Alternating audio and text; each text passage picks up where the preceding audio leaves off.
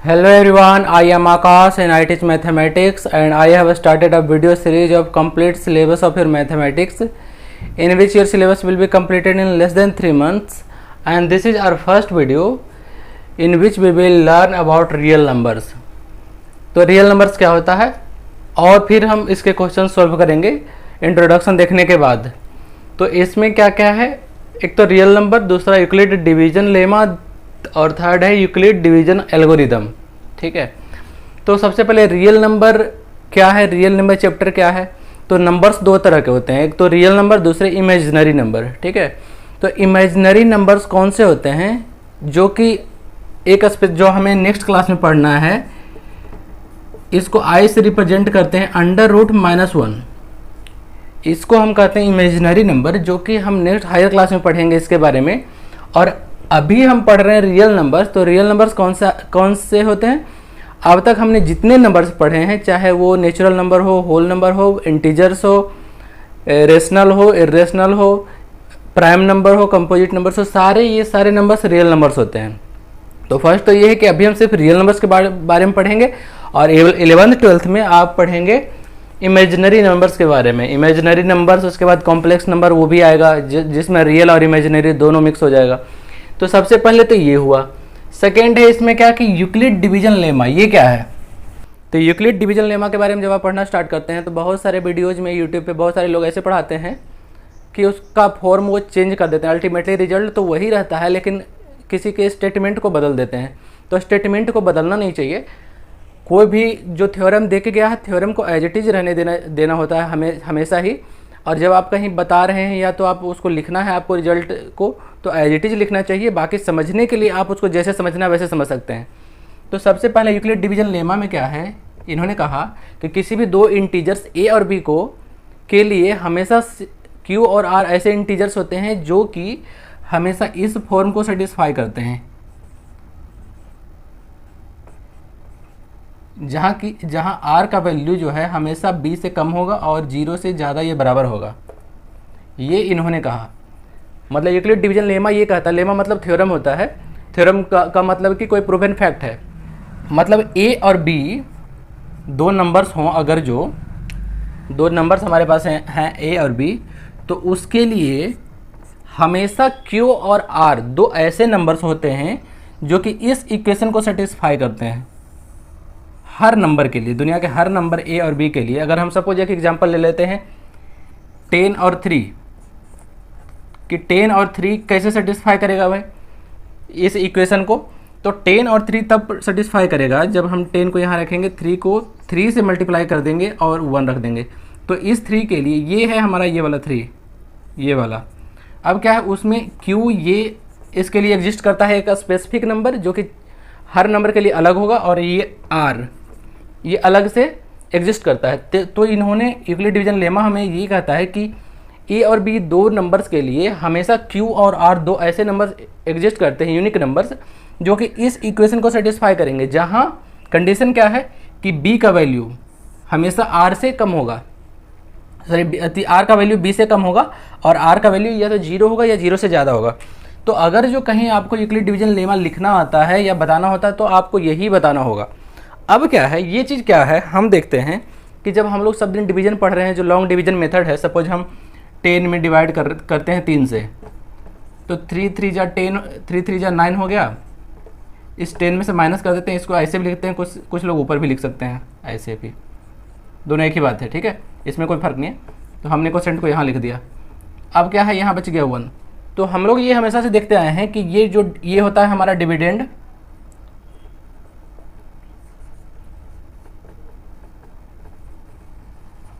ये होता है डिवाइजर, ये होता है कोसेंट, ये होता है रिमाइंडर। तो हम क्या देखते हैं कि डिविडेंड का वैल्यू जो 10 है वो हमेशा 3 × 3 9 + 1 होता है। मतलब कि कोसेंट और डिवाइजर को हम मल्टीप्लाई कर देते हैं और प्लस उसमें जो रिमाइंडर है उसको ऐड कर देते हैं, तो ये डिविडेंड का वैल्यू आता है। तो ये यही चीज़ है। इसमें क्या है, ए जो है ये है डिविडेंड, बी है डिवाइजर,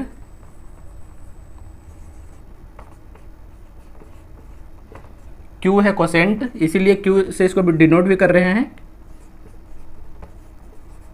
और प्लस आर है रिमाइंडर।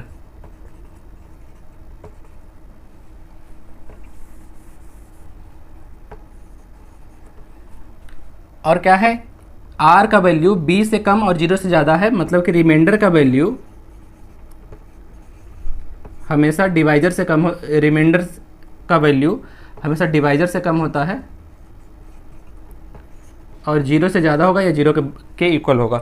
तो ये चीज़ ये है, लेकिन क्या है, ये तो आप जानते हैं कि यही चीज़ ये है, लेकिन मैं कह रहा हूँ कि अगर जो आपको यूक्लिड डिवीजन लेमा लिखना है तो आप ये नहीं लिखो, आपको जो इसका स्टेटमेंट है एग्जैक्ट स्टेटमेंट वही होना चाहिए लिखते हुए। अदरवाइज आप एक मौका देते हो एग्जामिनर को कि आपका 1 मार्क्स काट ले, ठीक है, ये आपकी गलती होगी।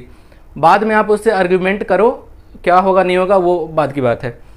तो है ये यही चीज़, लेकिन हमें लिखना ऐसे ही चाहिए कि दो हमेशा ए और बी दो नंबर्स के लिए हमेशा क्यू और आर ऐसे नंबर यूनिक नंबर्स एग्जिस्ट करते हैं जिससे इस इक्वेशन को ये सेटिस्फाई करता है। कंडीशन क्या है ये, अब यहाँ पे हम देख रहे थे सेम चीज़ कि रिमाइंडर हमारा कितना आया था 1, तो रिमाइंडर का वैल्यू क्या है, इस डिवाइजर से कम है, ठीक है। तो ये तो हो गया हमारा यूक्लिड डिवीजन लेमा या यूक्लिड डिवीजन थ्योरम। अब क्या है, इसके बाद यूक्लिड डिवीजन एल्गोरिदम आता है। बहुत लोग क्या सोचते हैं कि दोनों सेम ही चीज़ है और बोल भी देते हैं, और मैंने यूट्यूब पे बहुत सारे वीडियोज़ भी देखे हैं जिसमें दोनों को एक ही बोल के पढ़ा दे रहे हैं, उन वीडियोज़ पे लैक्स ऑफ व्यूज़ है उसमें, ठीक है।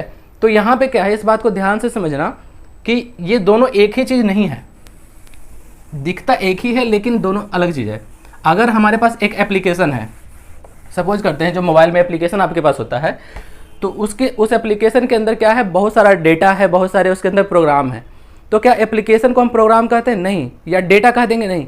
डेटा जब बहुत सारा एक स्पेसिफिक ऑर्डर में अरेंज करते हैं तो तब हमारा एक एप्लीकेशन बनता है, और उस एप्लीकेशन का हम कहीं यूज करते हैं किसी पर्पस में, किसी एडिटिंग के लिए, चाहे आप पेमेंट के लिए, जो भी एप्लीकेशन यूज करते हो, लेकिन उसके अंदर जो प्रोग्रामिंग है वो प्रोग्रामिंग से वो एप्लीकेशन बना, एप्लीकेशन का कोई यूज है।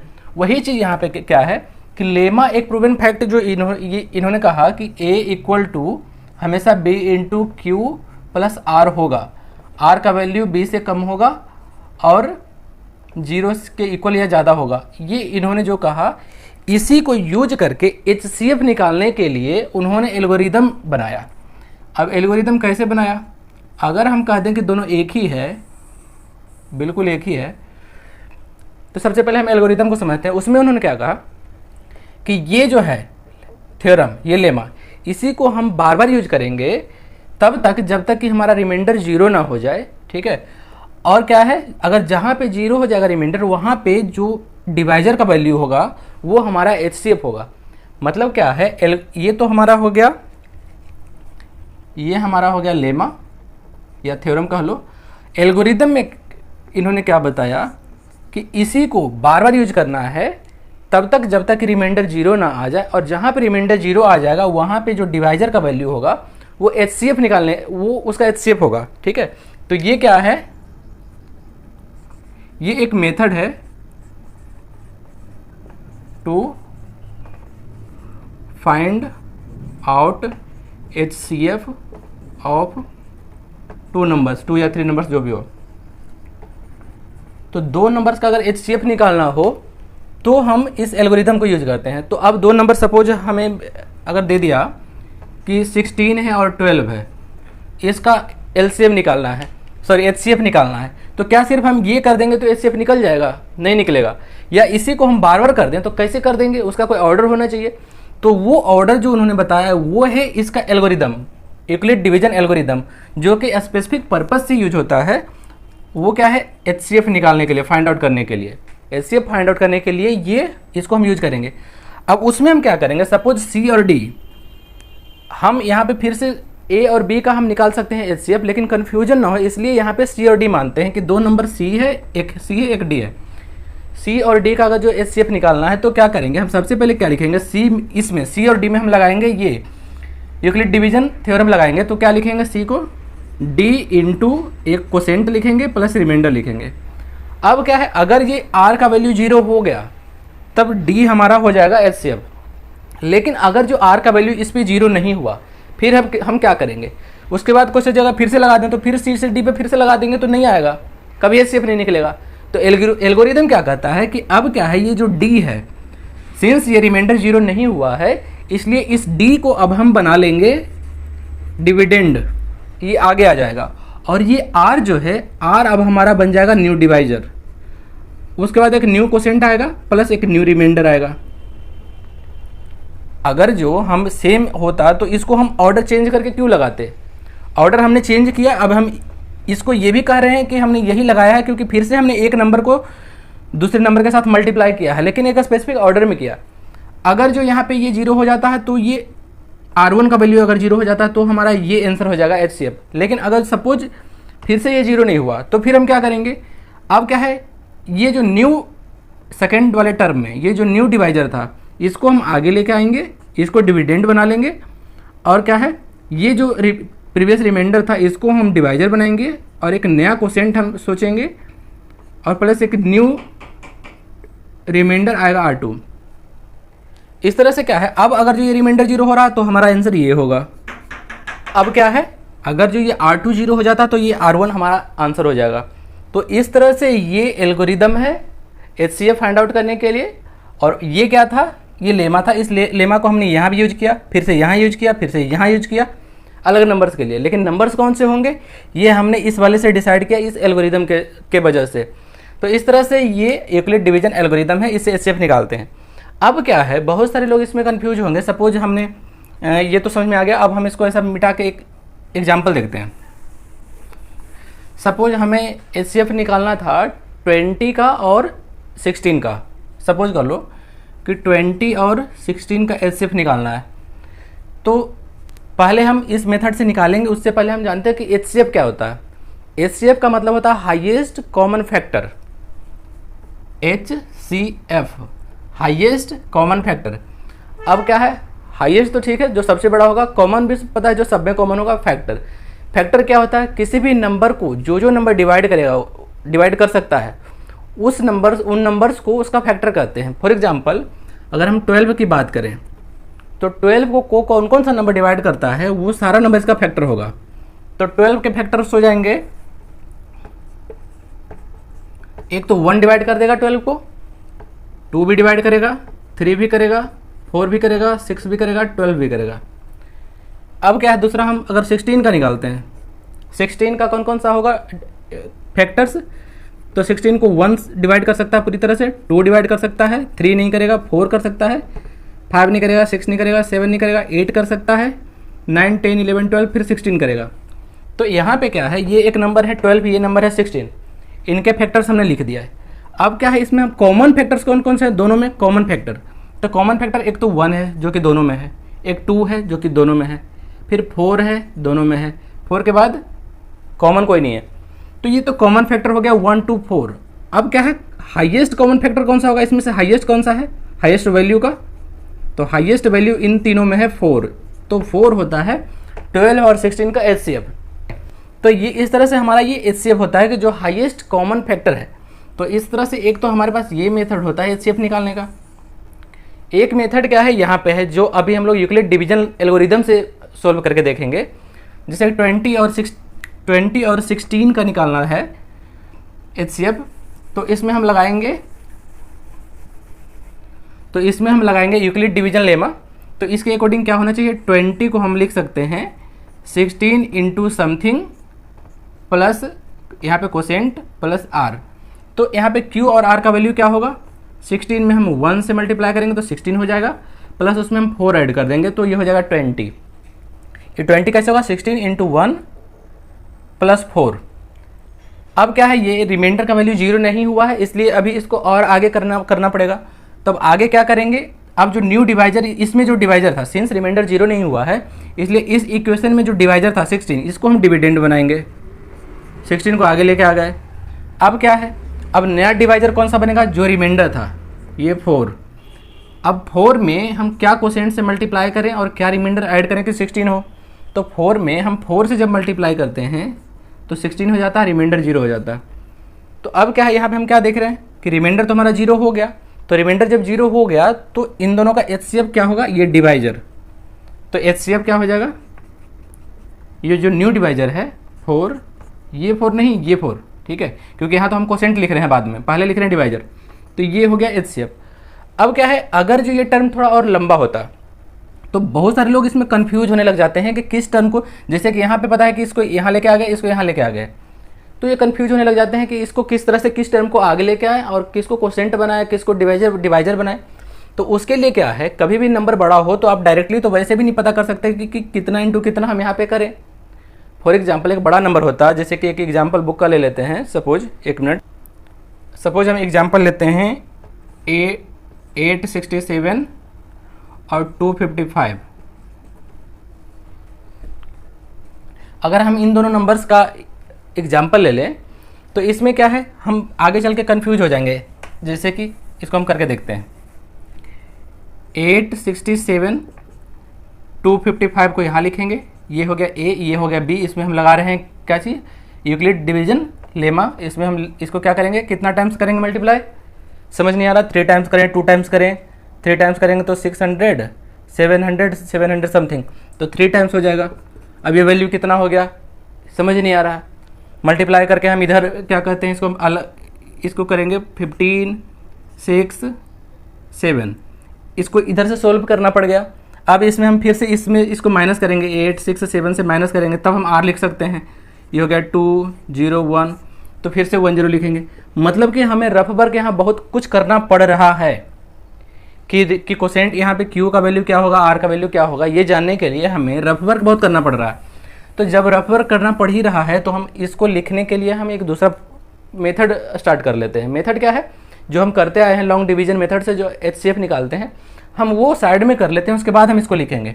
अगर आप सिर्फ वही करके छोड़ देंगे तब आपको मार्क्स ज़्यादा नहीं मिलेंगे, ठीक है, आपको ये करना पड़ेगा। लेकिन ये पता कैसे चलेगा कि यहाँ पे 3 लिखें, यहाँ 102 लिखें, तो जो नॉर्मल डिवीजन मेथड से जो HCF निकालते हैं उसको हम रफ में कर लेंगे पहले।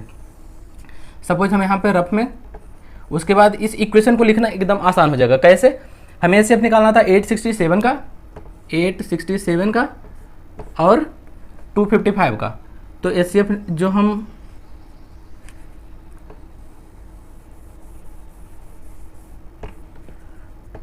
$255 का, तो इस तरह से जो लॉन्ग डिवीजन मेथड से जो हम HCF निकालते हैं वो कैसे निकालते हैं, जैसे डिवीजन करते हैं, सबसे पहले पहली बार में हम इस पूरे का एक डिवीजन करेंगे। सपोज ये बहुत बड़ा टर्म होगा तो पहले हम पूरे का डिवीजन करेंगे, रिमाइंडर तक पहुंचेंगे, फाइनल रिमाइंडर तक, उसके बाद स्टेप चेंज होगा। अब यहाँ क्या है, ये डिवीजन अगर हम करें तो 3 टाइम्स क्या हो गया, 3 5 जा 15, 1 3 5 15, एक 16, 1 3 2 जा 6, एक 7, इसमें माइनस कर दिए, ये हो गया 2, ये हो गया 0, ये हो गया 1। अब क्या है, इस पूरे जो तीन डिजिट का नंबर था पूरे में एक साथ हमने डिवाइड कर दिया, तो 3 बार में डिवाइड हो गया, हमारा आ गया रिमाइंडर 102। अभी हम इस पर नहीं, इसको अभी हम नहीं लिखेंगे, अभी हम पहले इसको सोल्व करेंगे। अब क्या करते हैं, जब रिमाइंडर आ गया तो इसके बाद हम इसको ऐसे घेर लेते हैं, घेर लिए, उसके बाद ये 255 है जो इसको पूरी तरह से काट नहीं पाया, उसको हम वापस लेके आ जाते हैं यहाँ पे 255 को। अब 255 को लेके यहाँ पे आ गए, तो अब क्या है, ये जो है जो प्रीवियस डिवाइजर था ये बन गया अब डिविडेंड, और यहाँ पे क्या बन गया, अगर हम इस तरह का सिंबल लिखते हैं तो यहाँ पे डिविडेंड होता है, यहाँ पे डिवाइजर होता है, यहाँ पे क्वोशिएंट होता है, तो ये हमारा डिवाइजर बन गया, जो रिमाइंडर था। वही काम हम यहाँ कर रहे थे, लेकिन यहाँ पे कन्फ्यूजन हो सकता है दूसरे तीसरे स्टेप में जाके, इसलिए हम इसको पहले कर रहे हैं। अब इसको हम 2 बार लगाएंगे तो क्या हो जाएगा, 204, ये बच गया 1, ये बच गया 5, ये हो गया 0। अब फिर से इस पूरे नंबर पे लगाए तो 51 बच गया हमारा रिमाइंडर, तो इसको हम फिर से ऐसे घेर लेंगे और अब इस 102 को यहाँ लेके आ जाएंगे। अब क्या है, 51 हमारा डिवाइजर बन गया और ये बन गया डिविडेंड, इसको हम 2 बार में लगाएंगे तो 102 हो गया। इस तरह से यहाँ पे रिमाइंडर बच गया 0। अब जहाँ पे रिमाइंडर 0 हो गया वहाँ पे जो हमारा डिवाइजर था 51, ये होता है HCF। यहाँ पे जो HCF हो गया वो हो गया 51, HCF 51 हो गया। अब हम क्या करेंगे, ये तो हमने रफ में कर लिया। अब जब एक बार रफ में कर लिया तो इस इक्वेशन को अब बार बार लिखना, यूक्लिड डिवीजन एल्गोरिथम लगा के सोल्व करना क्वेश्चन बहुत आसान हो गया। अब कैसे हो गया आसान, सबसे पहले हम जब फर्स्ट टर्म लिखेंगे, जब हमने इसको भी अभी नहीं लिखा था, तब हम इसको यूज करेंगे पहली बार। इस रिमाइंडर कोसेंट और डिवाइजर डिविडेंड सबको ले लिया। तो 867 इक्वल टू क्या कर दिया, 255 इंटू 3 प्लस 102, फर्स्ट टर्म हो गया। अब हम क्या लिखेंगे यहाँ पे, since r is not equal to 0 that is r का वैल्यू अभी कितना है 102, so b again apply Euclid's division lemma, again इसको अप्लाई करेंगे। अब जब सेकेंड टाइम अप्लाई करेंगे तो अब क्या लिखेंगे, अब हम इसको लिखेंगे, दूसरे वाले डिवीजन सिंबल को पूरी तरह से लिखेंगे। तो इसमें क्या है 255 इक्वल टू इतना इंटू इतना इंटू प्लस इतना होगा, तो वही चीज़ इसको हम यहाँ पे लिख देंगे 255 equal to 102 into 2, 102 into 2 plus 51। अभी भी r 0 नहीं है तो अगेन अप्लाई करेंगे। थर्ड टाइम्स हम किसको लेंगे, अब हम इस वाले को लेंगे, किसको भी, डिवाइजर को भी ले लिया, डिविडेंड को भी, कोसेंट को भी, रिमाइंडर को भी। तो अब किस अगेन लेंगे तो क्या होगा 102 इक्वल टू 51, सबसे पहले डिवाइजर इंटू कोसेंट 2 प्लस 0। अब क्या है r इक्वल टू 0 हो गया, इसलिए HCF इक्वल टू क्या हो गया, ये 51, ये अपना हो गया आंसर। तो इस तरह से हम आसानी से सारा स्टेप एग्जैक्ट सही लिख सकते हैं। अदरवाइज अगर आप यहाँ से करना स्टार्ट करते तो क्या है, कभी इसको लिख देते, कभी ये इधर आ जाता, ये इधर आ जाता, तो कहीं भी मिस्टेक हो सकता था। अगर हम इसको रफ में इस तरह से सोल्व कर लें पहले, उसके बाद एक एक टर्म को आराम से लिखते चले जाएं, तो कहीं मिस्टेक नहीं होगा, कहीं कोई गलती नहीं होगी आपसे, ठीक है। इस तरह से ये यूक्लिड डिवीजन एल्गोरिदम से हम क्वेश्चन सोल्व करते हैं। तो यहाँ तक तो था हमारा इंट्रोडक्शन। अब हम स्टार्ट करते हैं क्वेश्चन एक्सरसाइज 1.1।